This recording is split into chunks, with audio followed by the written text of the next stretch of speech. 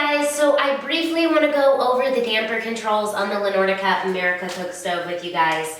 This top damper control is going to be your flue damper. So pushed in is going to have the flue damper open, and pulled out is going to close it off.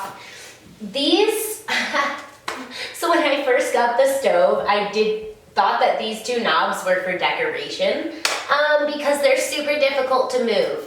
So that's kind of one downfall I would say is this sucker, you gotta have really strong hands. Top one is going to be your secondary air control, your air wash to control the glass.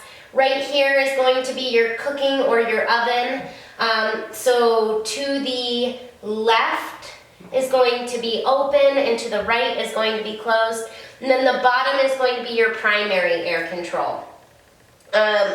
So inside the firebox, there's a knob that turns, and that is what raises and lowers the grate inside the firebox. So that's kind of a cool option to have if you're using the cooking grill inside the firebox. I really hope that you guys find these videos helpful, that you learn something. If you do enjoy our videos, please don't forget to give us a thumbs up, like our videos. Share them with your friends, spread them like wildfire on the internet. Don't forget to subscribe. Thank you guys for watching. Have a wonderful day.